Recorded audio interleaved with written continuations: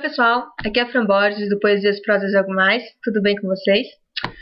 Como diz o título aqui em cima, hoje eu vim falar com vocês sobre mais um livro que eu acabei de ler, que é O Grande Gatsby, do Scott Fitzgerald.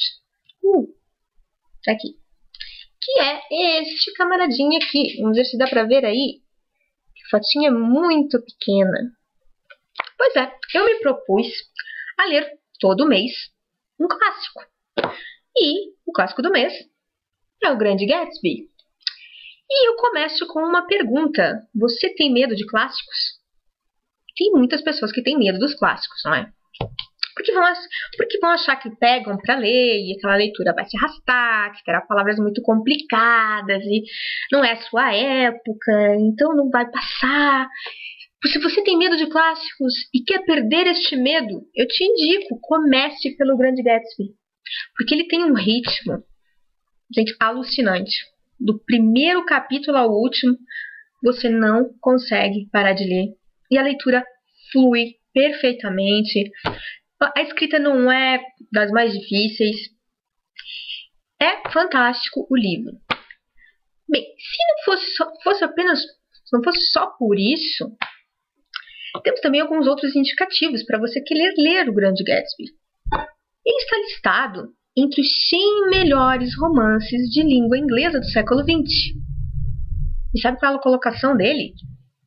Ele está em segundo lugar, atrás apenas do Ulisses, do James Joyce, amigo do Fitzgerald.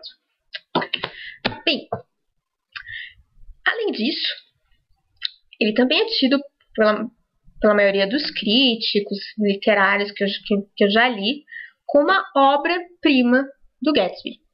Eu já vi outras pessoas dizendo que gostam mais de outros livros dele. Eu vi até que foi a Luara, do Isaac Sabe, que disse que gostava mais do Belos e Malditos, que é um livro anterior a este aqui. Eu não li ainda, quero ler, então não tenho muito como dizer se é melhor ou não. Mas também não digo que as pessoas que afirmam que essa é a obra-prima, que ela não seja, porque o livro é fantástico. Ele é estudado em universidades nos Estados Unidos, nas escolas. E ele diz aqui no título, Clássico da Moderna Literatura Norte-Americana. Ele foi escrito pelo Fitzgerald em 1924. Ele estava morando na França. E ele retrata a sociedade dos anos 20. Aquela sociedade glamurosa dos anos 20, né? Quais as características dessa sociedade? Ela ficou conhecida como a Era do Jazz, onde o jazz explodiu. Para quem viu Meia-Noite em Paris, né, que se dizia a geração dos anos 20 era a geração perdida, né, que tinha o Fitzgerald, tinha o Joyce, o Hemingway, Picasso, a Zelda, esposa do Fitzgerald, o Gertrude Stein, e essas pessoinhas básicas aí, né. Bom, outras características da época também, que ele retrata aqui na sociedade norte-americana, é a extravagância, o muito dinheiro jogado fora pelos magnatas da época. É o período pós-guerra, né, nos Estados Unidos, pós-Primeira Guerra Mundial. Também nessa época foi instaurada a Lei Seca, e dizem os historiadores que foi a época que mais se bebeu. Porque pela instauração da Lei Seca, a promulgação, né, da Lei Seca na época, também surgiu, foi o maior boom, né, de contrabando de bebidas ilegais. E surgiram também ali grandes máfias. Bom, o que vai contar o livro? Como eu já disse, ele é dos anos 20, ele é narrado em primeira pessoa pelo Nick. O Nick é um rapaz de entre os seus 27 e 30 anos, ele não especifica a idade dele aqui, mas a gente conclui, eu pelo menos concluí que é mais ou menos isso. E ele está saindo, depois, né, de terminada a guerra, ele está saindo do meio oeste dos Estados Unidos para Nova York. Ele está se mudando para lá para ir vender títulos. Pois é. Lá ele reencontra a sua prima de segundo grau, a Daisy. E ela está casada com o Tom. A Daisy é uma mulher um tanto frívola, fútil, meio superficial. E triste. Casada com o Tom, que é um camarada insensível, podre de rico, aliás, os dois são. Sensível, meio grosso e que atrai. E eles falam disso com uma naturalidade muito interessante. Ele também conhece a Jordan, que é uma amiga da Daisy, jogadora de golfe, uma criatura um tanto inescrupulosa, por assim dizer. Bom, mas o interessante mesmo é que quando o Nick se muda pra lá, ele vai morar numa ilha próxima a Nova York, que é Long Island, no Westwick, numa casa modesta, tem um matagal enorme do lado e tal. Porém, ele é vizinho de um camarada que tem um palácio. Você pensou em ostentação? É a casa do camarada. Com um gramado enorme, carros de luxo. E esse camarada é o Sr. Gatsby. Bom, a curiosidade dele começa porque se ouve boatos de todos os lados sobre o Gatsby, né? Dizem que ele assassinou alguém, por isso ele tem todo aquele dinheiro, que ele herdou de outra pessoa, que ele é metido com coisas ilegais. Falam os maiores absurdos do Gatsby, porque a maioria das pessoas não conhece, nem mesmo fisicamente. Ele que é o vizinho ali, nunca viu. E dali da humilde casa dele, ele vê as grandes festas que o Gatsby dá, né? Festas megalomania. É uma megalomania as festas do Gatsby, né? Regada a muita bebida, muita comida, muita música, carros a todo momento chegando, extravagâncias enormes, obviamente. Se dizia que o Gatsby mandava os carros, os motoristas, andarem por Nova York, pegando gente na rua e levando para a casa dele para festas. E o Nick ficava ali olhando todas aquelas festas, todos os dias e tal, ia de manhã trabalhar e à noite ficava lá olhando as festas e tal. Um belo dia, um motorista do Gatsby adentra pelo gramado do Nick e vai lá e convida ele para uma festa. O Gatsby dizendo que o prazer vai ser dele se ele comparecer à festa e tal.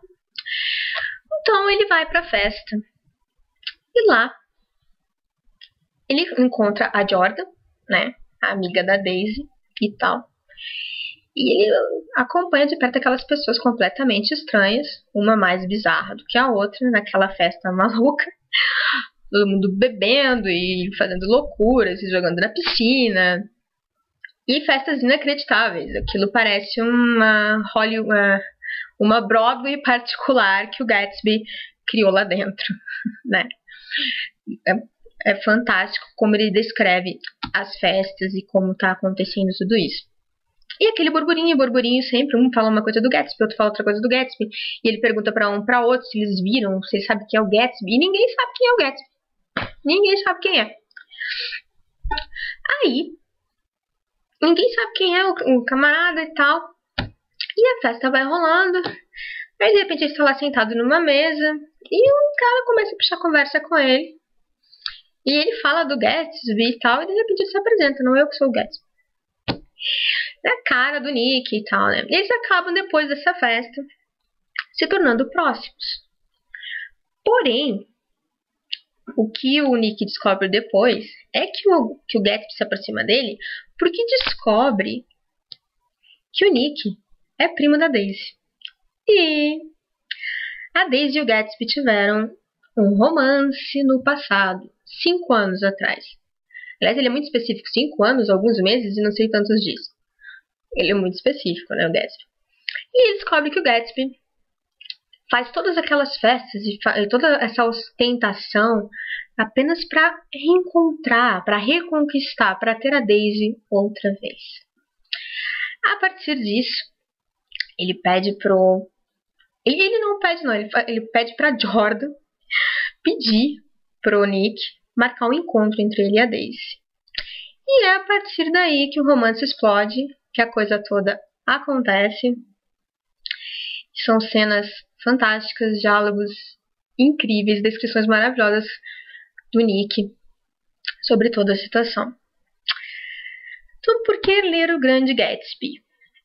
Como eu já disse para vocês, ele tem uma leitura fluida.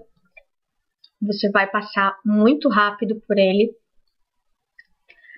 É fantástico, ele tem um ritmo alucinante. Você começa a ler o primeiro capítulo, ele já te ganha. E você vai até o final, não tem como, porque você quer saber o que vai acontecer. E lendo o livro, eu acho que o Fitzgerald fez uma coisa inacreditável, incrível, para mim, na minha visão. Porque foi a melhor introdução e descrição de um personagem que eu já vi na minha vida.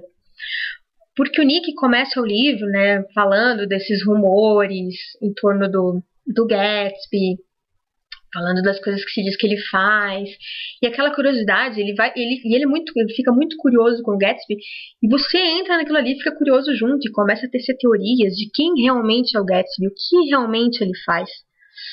Quando você chega no fim, realmente você ainda tá na dúvida do que é que ele faz, o que é que ele é realmente.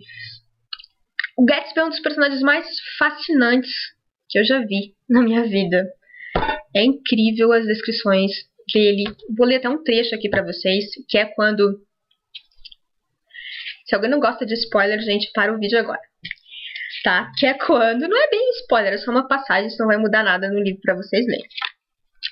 É quando o Nick encontra ele na festa. Olha o que ele diz. Sorriu com um ar de compreensão. Muito mais do que compreensão. Era um daqueles sorrisos raros, com uma qualidade de eterna reafirmação, que encontramos umas 4 ou 5 vezes na vida. Ele se defrontava, ou parecia se defrontar, com todo o mundo externo por um instante, e então se concentrava em você com uma parcialidade irresistível a seu favor.